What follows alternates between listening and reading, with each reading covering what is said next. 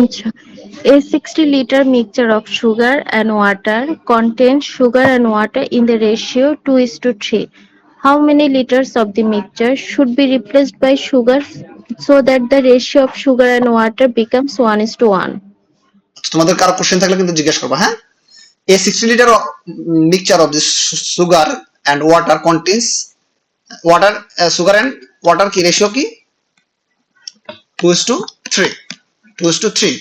How many liter of the mixture should be replaced by sugar so that the ratio of the sugar and water become 1:1? ঠিক আছে, বলছে 1:1। তার মানে কি বলছে, কাকে রিপ্লেস করতে বলছে বলো তো? How many litre of the mixture should be replaced by sugar দ্বারা রিপ্লেস করতে হবে। তাহলে দেখো এখানে আমরা সুগার রিপ্লেস করতে চাইলে ওয়াটারকে এক করে ফেলবো, ঠিক আছে।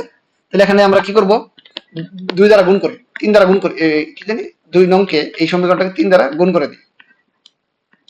তাহলে আমাদের কি হবে, দুই পাশে 3 হবে। তাহলে 1 1 কেটে দিই, 3 আর 3। ওকে, 3 দিয়ে গুণ করলাম আমরা, হ্যাঁ, জাস্ট মানে যে 1 1 ছিল একে গুণ করে দিলাম, ঠিক আছে। তাহলে আমাদের দেখো,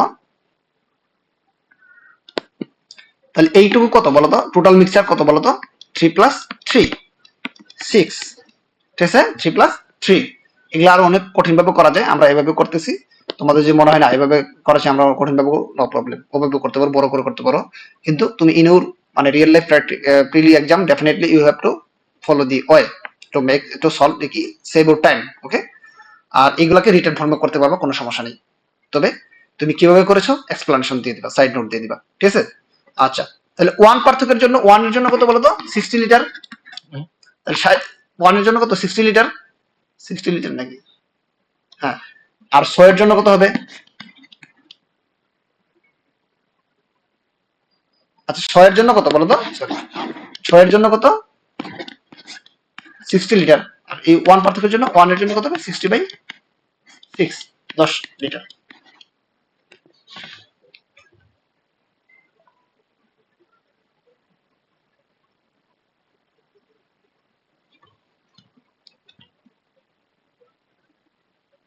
এনিওয়ান কোশ্চেন?